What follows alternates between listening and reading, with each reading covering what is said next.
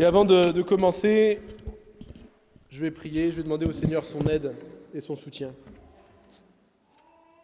Seigneur, ce matin, nous te demandons, toi qui es l'ami des êtres humains et leur créateur, te prions pour que tu fasses resplendir dans nos cœurs ta lumière, que tu nous fasses connaître ta puissance, ta fidélité, ta divinité, que les choses que tu as fait écrire pour nous, pour te connaître, eh bien que ces choses viennent nous parler et que nous puissions comprendre un peu plus les choses que ce monde ne comprend pas.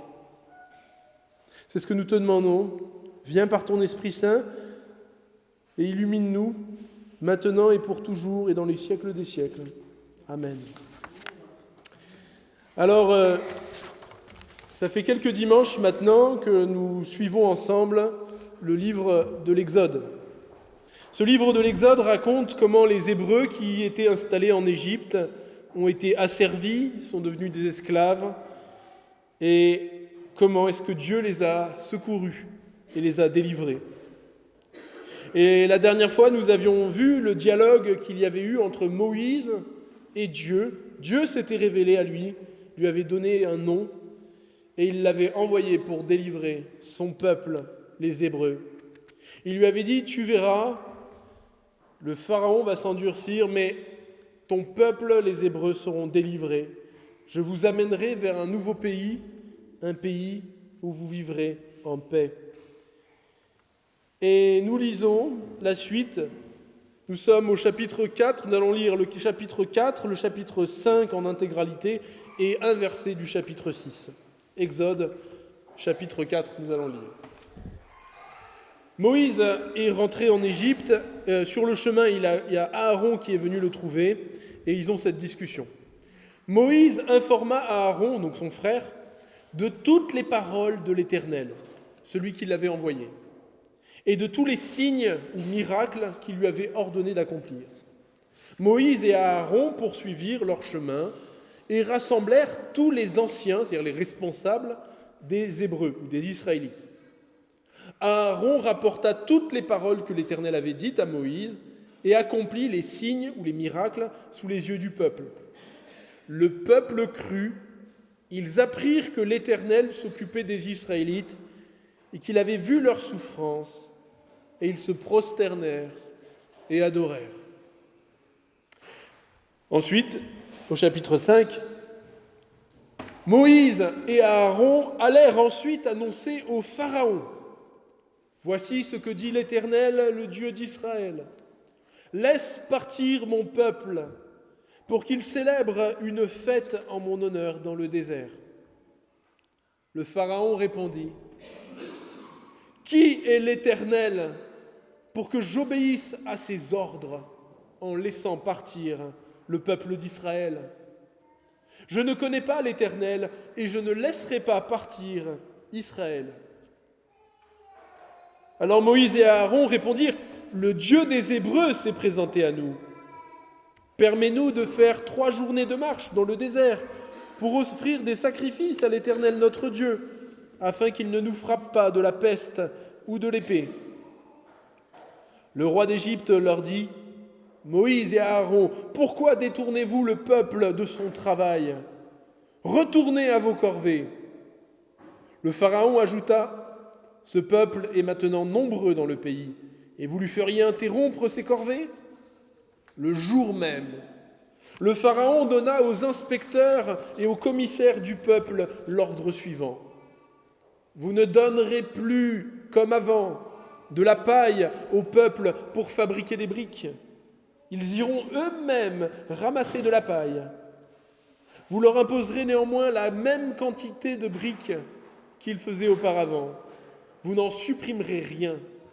En effet, ce sont des paresseux. Voilà pourquoi ils crient « Allons offrir des sacrifices à notre Dieu !» Que l'on charge ces gens de travail, qu'ils y soient occupés, et ils ne prêteront plus attention à des paroles mensongères. Les inspecteurs et les commissaires du peuple vinrent annoncer au peuple « Voici ce que dit le Pharaon, je ne vous donne plus de paille. Allez vous-même en procurer de la paille, où vous en trouverez. On ne supprimera rien de votre travail. » Le peuple se dispersa dans toute l'Égypte pour aller ramasser du chaume en guise de paille.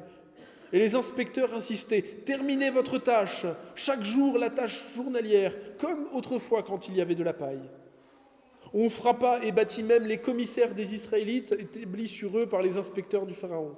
« Pourquoi, disait-on, n'avez-vous pas fini hier et aujourd'hui comme avant la quantité de briques qui vous avait été fixée ?» Les commissaires des Hébreux allèrent se plaindre au Pharaon en disant « Pourquoi traites-tu ainsi tes serviteurs ? On ne donne pas de paille à tes serviteurs et l'on nous dit « Faites des briques !» Et voici que tes serviteurs sont battus comme si ton peuple était coupable. Le Pharaon répondit « Vous êtes des paresseux, rien que des paresseux. C'est la raison pour laquelle vous dites « Allons offrir des sacrifices à l'Éternel. Allez maintenant, allez travailler. On ne vous donnera pas de paille et vous nous livrerez la même quantité de briques. » Les commissaires des Hébreux virent qu'on les rendait malheureux en disant « Vous ne supprimerez rien de vos briques, mais accomplirez chaque jour la tâche journalière. » En sortant de chez le Pharaon, ils rencontrèrent Moïse et Aaron qui les attendaient. Ils leur dirent « Que l'Éternel vous regarde et qu'il soit juge. À cause de vous, le Pharaon et ses serviteurs n'éprouvent que du dégoût pour nous. Vous avez mis une épée dans leurs mains pour nous massacrer. » Moïse retourna vers l'Éternel et dit « Seigneur, pourquoi as-tu fait du mal à ce peuple ? Est-ce pour cela que tu m'as envoyé ?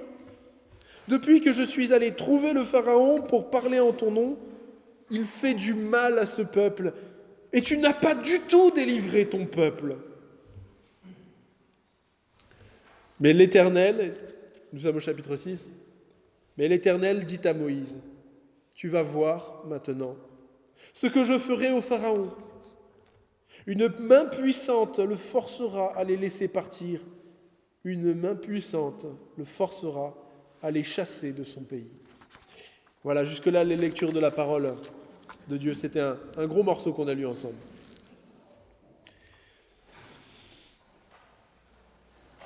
Alors, contrairement à une idée mythique répandue, non, les Hébreux n'ont pas construit de pyramide. C'est pas vrai. La Bible ne dit pas que les Hébreux ont construit des pyramides. En fait, elle nous dit même l'inverse. Elle nous dit qu'ils ont construit des villes. Et en Égypte, le matériau de base avec lequel 99% des bâtiments des Égyptiens étaient construits, c'était de la terre, de l'argile, trouvée sur les bords du Nil. Et cette terre-là, vu qu'en Égypte, il n'y a pas beaucoup d'arbres en Égypte, pour faire des briques, au lieu de les faire cuire comme on le fait en Europe, nous on a des tuiles en argile cuite, eux font des grosses briques comme ça, et ils les font sécher au soleil pendant plusieurs jours. C'est comme ça qu'on fabrique des briques à l'époque. Et même encore dans une certaine mesure jusqu'à aujourd'hui. Des briques en terre. Et pour qu'elles soient un peu plus solides, il y a un travail qui est important, c'est qu'ils se sont rendus compte au fur et à mesure du temps, mais déjà dans l'Antiquité, que si on rajoutait de la paille bien pilée, bien écrasée, bien coupée, et qu'on la mélangeait à la terre, la brique était plus résistante à la pluie, plus résistante au vent, plus résistante au temps. Et c'est pourquoi les Hébreux ont eu ce travail, ont eu cette corvée en tant qu'esclaves de produire essentiellement des briques, des briques, des briques, des briques. On sait notamment qu'ils ont construit une ville qui s'appelle Pi-Ramsès, qui était la capitale, la nouvelle capitale de cette nouvelle dynastie. Et ils ont fait exprès de construire leur nouvelle capitale dans cette région, à proximité de là où se trouvaient les Hébreux, dans le Goshen, parce que c'était la porte d'entrée de l'Égypte. Et tous les envahisseurs passaient par là. Donc construire une grosse ville avec des grosses murailles en briques crues, c'était le meilleur moyen de bien marquer le pouvoir.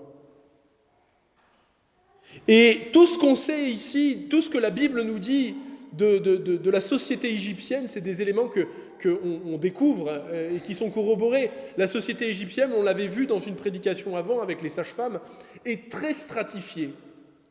C'est-à-dire que le pharaon donne un mot et le mot est immédiatement répercuté à toutes les échelles de la société. Il y a peu d'exemples de sociétés aussi hiérarchisées à cette époque. Le pharaon se prend, et c'est littéralement dans la théologie égyptienne, dans la théologie du paganisme égyptien, le pharaon est un dieu. Il est habité par un dieu, plus exactement un esprit mauvais, mais il se prend pour Dieu. Et sa parole doit être obéie comme celle de Dieu. Et c'est pourquoi les Hébreux dans cette situation souffrent terriblement, parce que le mal se sert du pharaon pour détruire. Il cherche à asservir, à brimer, à écraser le peuple de Dieu. Heureusement, les Hébreux se souviennent que Dieu avait parlé autrefois à Abraham, puis à leur ancêtre Jacob. Et ils se mettent à supplier le Seigneur d'intervenir. Et Dieu suscite Moïse. Moïse, comme prévu, comme Dieu lui avait dit, arrive en Égypte. Il accomplit des miracles qui prouvent qu'il est vraiment un prophète de Dieu. Et tout commence à s'organiser pour aller dans le bon sens. Le peuple croit, ils se souviennent que l'Éternel s'occupe des Hébreux, qu'il a vu leur souffrance, et ils se prosternent et adorent le Seigneur. Puis, comme prévu, Moïse et Aaron vont trouver le Pharaon, et là, qu'est-ce qui se passe? La catastrophe. Moïse et Aaron pensaient que Dieu allait comme ça délivrer les Hébreux. Les Hébreux étaient là, tous à le suivre, tous pleins d'espoir. Mais voilà finalement la situation. À la fin, Moïse prononce cette parole, cette prière à Dieu. Il dit « Je suis allé trouver le Pharaon pour parler en ton nom. Il a fait du mal à ce peuple. Et toi, tu n'as pas du tout délivré ton peuple. » Moïse est dans la souffrance, il est dans l'incompréhension. Dieu lui avait promis qu'il serait avec lui. Dieu avait promis qu'il interviendrait pour sauver les Hébreux. Alors il ne comprend pas pourquoi la situation est allée de mal en pire. Et j'ai envie de dire, en tant que croyant, quand nous lisons ce récit, ce passage, c'est difficile c'est même normal en fait, qu'on s'identifie à Moïse. Parce un jour dans la vie chrétienne, on vit tous ça. On a cette épreuve, cette souffrance, ce souci, cette mauvaise nouvelle. Et nous avons confiance en Dieu, nous lui demandons d'intervenir. Parfois même, nous recevons un signe, parfois un encouragement.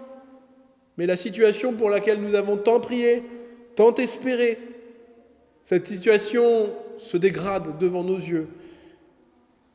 Que ce soit peut-être dans notre situation de couple ou au travail, notre santé physique, nous avons parfois espéré une guérison, mais reçu un diagnostic encore plus effrayant.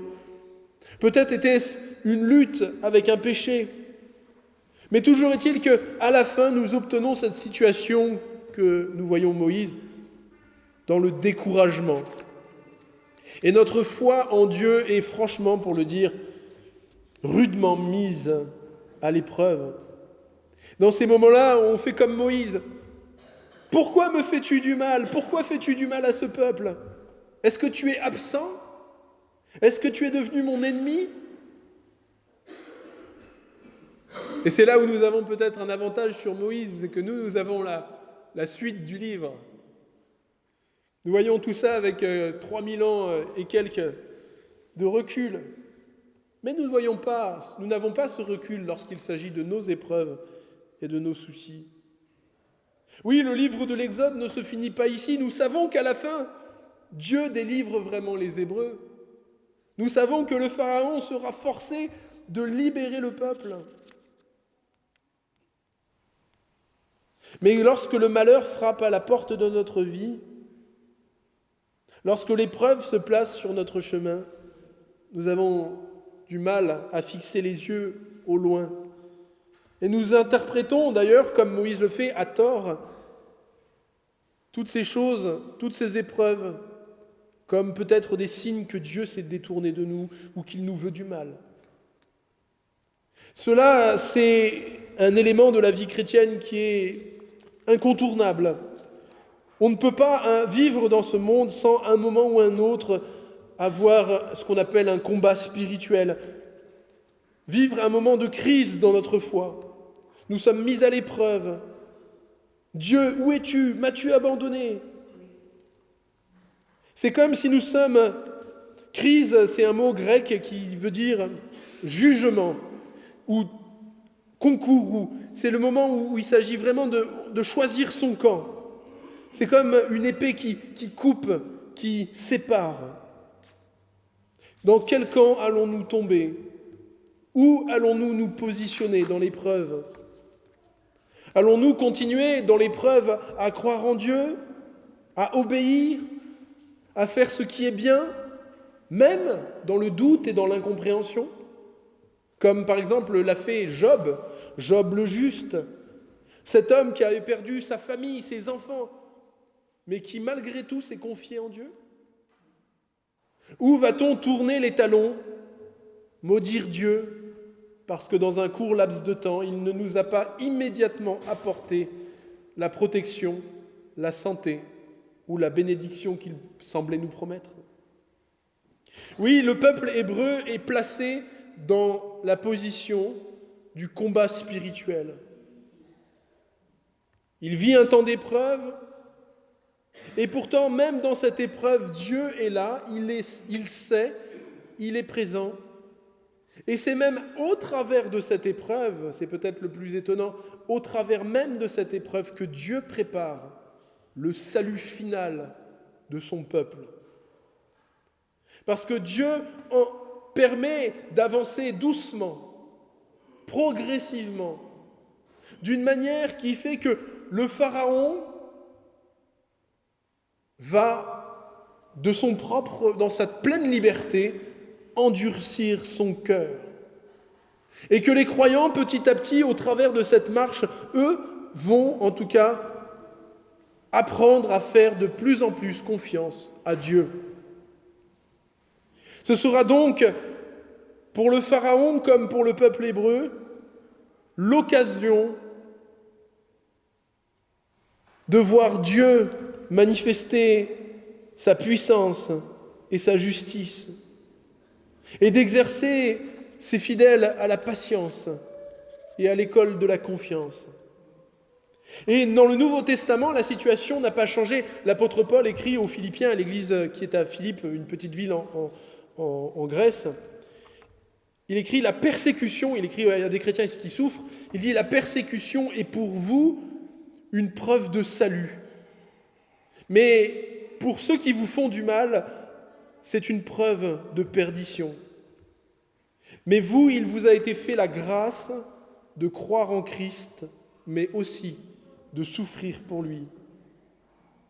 Dieu, dans ce monde qui est perdu, cherche toujours à clarifier les choses, à nous aider à sortir des zones grises. Nous, les humains, on aime bien les zones grises, on y est confortable, on ne sait pas trop, on est là, un pied dedans, un pied dehors. Mais le Seigneur, lui, il prend ça et il tamise. Il passe au tamis l'humanité. Et ça fait apparaître cette épreuve de quel côté on est. Est-ce que dans l'épreuve, dans la souffrance, on se confie à Dieu, même en pleurant, même en doutant, même en colère, même en chutant? Ou alors est-ce qu'on fait comme les commissaires du Pharaon ici, les commissaires hébreux, qui au lieu d'implorer le Seigneur, comme Moïse l'a fait, courent dans les bras du Pharaon, l'homme de péché, et ils vont implorer leur pire ennemi, celui qui veut leur destruction, et ils le supplient, lui, en disant « S'il te plaît, sauve-nous ». Et ce Pharaon, je veux dire, c'est extraordinaire. J'aime beaucoup cette phrase qu'il exprime, non pas que je suis d'accord avec elle, mais parce qu'elle exprime tout ce qu'il y a d'incrédule dans le cœur de l'homme. Juste avant, on a Dieu, le Dieu suprême, le Dieu créateur de toutes choses, qui s'est révélé à Moïse, qui lui a donné un nom. Et qu'est-ce que dit le Pharaon? Qui est l'Éternel pour que j'obéisse à ses ordres?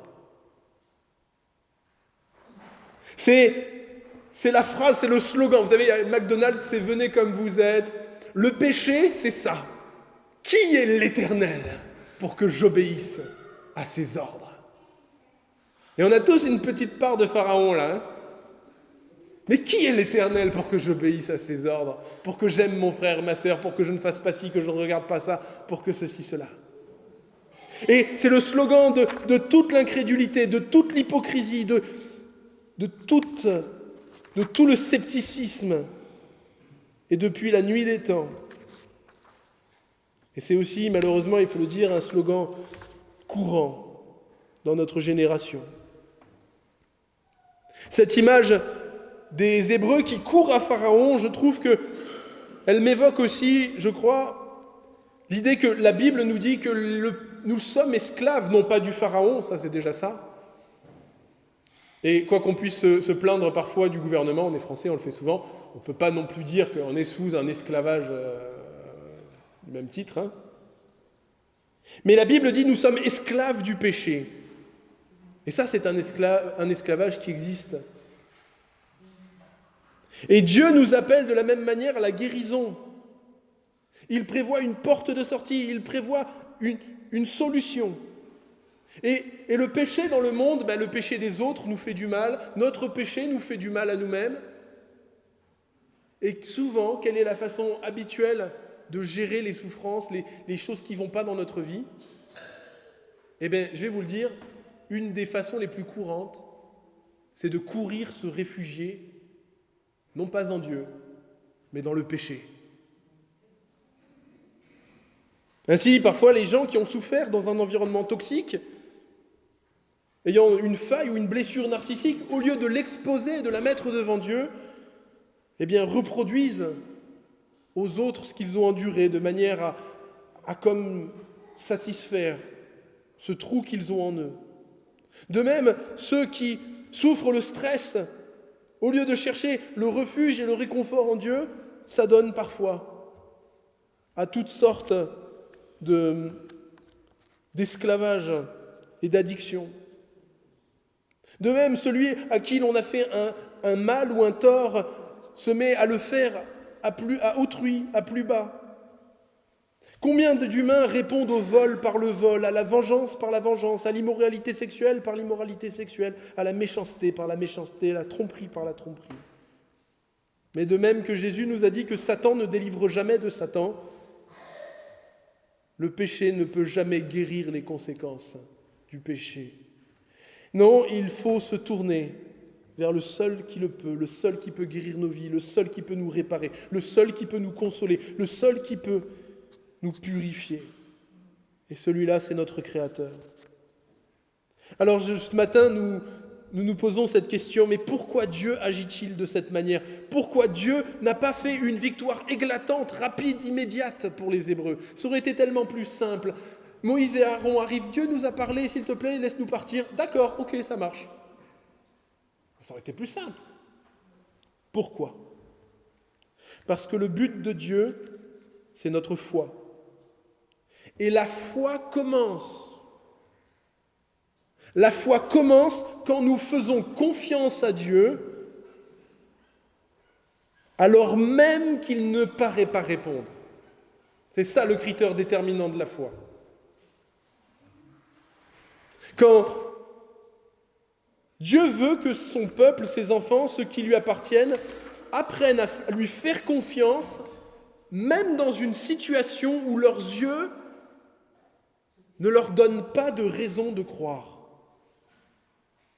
C'est ça l'apprentissage de la foi.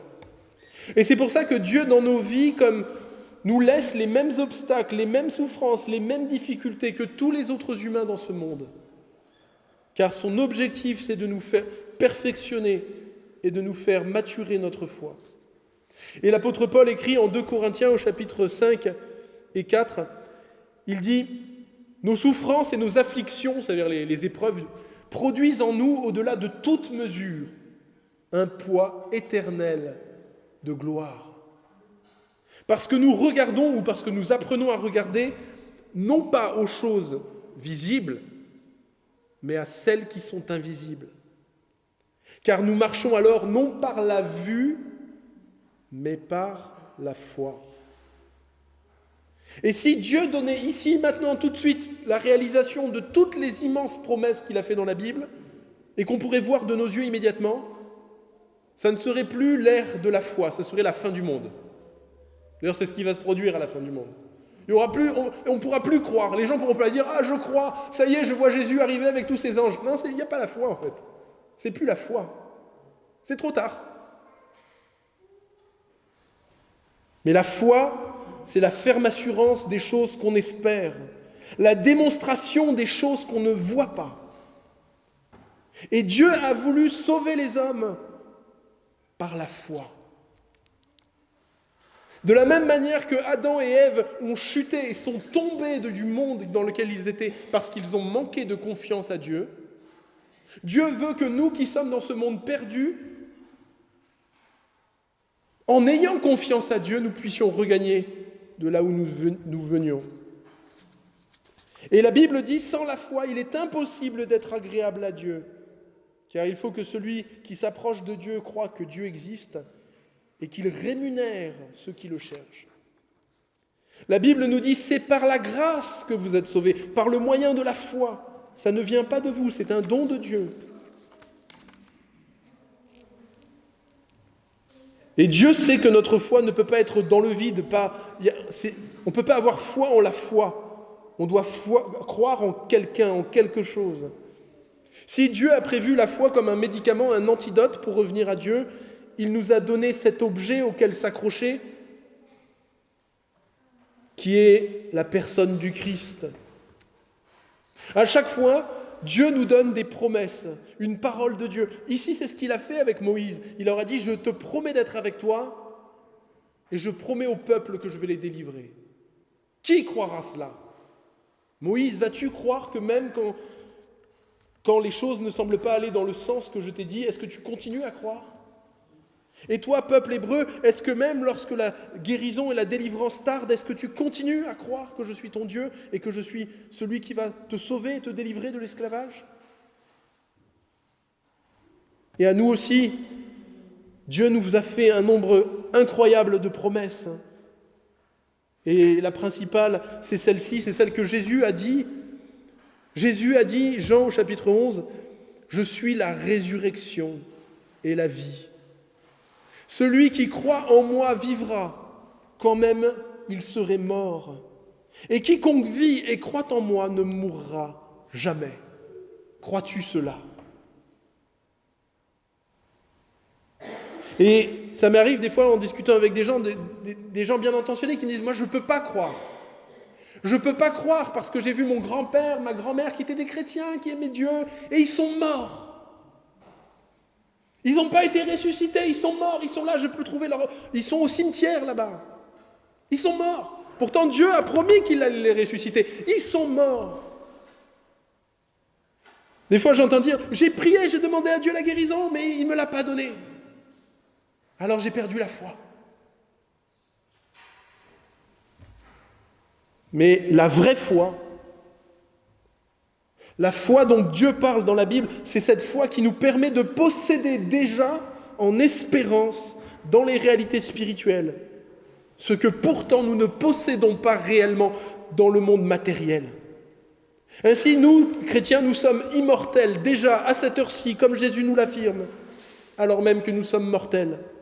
Nous sommes déjà saints, sans péché et purs devant Dieu, alors même que dans notre vie, nous sommes encore des pécheurs.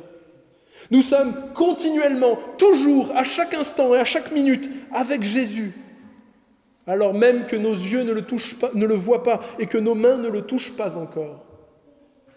Et c'est pourquoi l'apôtre Paul, vous pouvez dire en Éphésiens chapitre 2, « Il nous a ressuscités ensemble et nous a fait asseoir dans les lieux célestes en Jésus-Christ. » Alors qu'est-ce que devons-nous comprendre pour notre vie?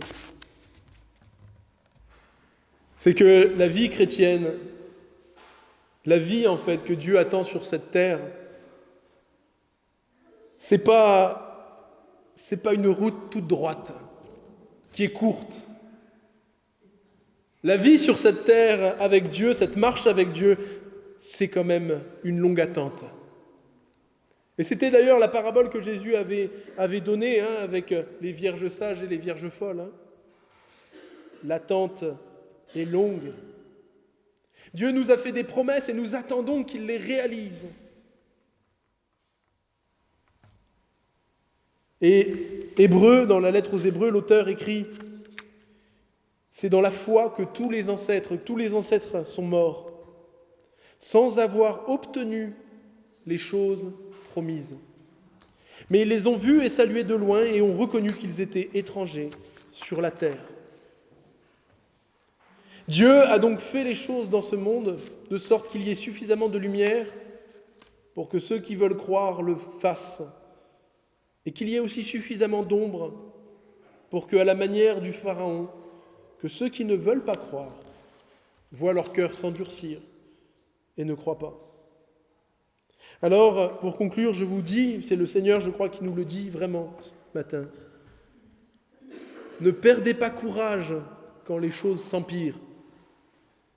Nous ne pouvons pas comprendre sur le moment le sens des épreuves et des souffrances que nous traversons. Mais nous devons apprendre à faire confiance à Dieu, car lui est toujours fidèle et toutes ses promesses sont vraies. Il ne faut pas confondre, comme certains le font, le début du chemin et l'arrivée. Il y a un temps pour tout. Notre chemin est une attente dans la foi. C'est ainsi que Dieu nous purifie, nous lave, nous apprend, nous enseigne. Et si nous sommes ses enfants, c'est normal qu'il nous apprenne des choses. Cherchons notre salut, notre réconfort, notre guérison dans notre Créateur. Et même si souvent dans notre vie, ça nous arrive de ne pas y arriver, des fois on ressemble à Pharaon, pas à Pharaon, on ressemble au commissaire hébreu qui retourne à Pharaon. Eh bien, la bonne nouvelle, c'est qu'il y en a un dans toute l'histoire de l'humanité qui est resté fidèle à Dieu. Et c'est Raymond qui en a si bien parlé dimanche dernier. Il y en a un dans toute l'histoire des hommes qui a combattu le combat spirituel, qui a été l'athlète invincible dans ce jardin de Gethsémanée, Jésus notre Seigneur. Il a affronté l'épreuve suprême et au plus noir du combat et des doutes et des souffrances, jusqu'au bout, pour toute l'humanité, il a continué à croire en la bonté de Dieu, alors même qu'il portait sur lui tout le péché du monde, qu'il se sentait seul et abandonné, et qu'il avait devant lui cet ordre de Dieu de donner sa propre vie à la croix pour nous sauver. Oui, nous vivons dans ce paradoxe, nous attendons la résurrection des morts sans la voir encore.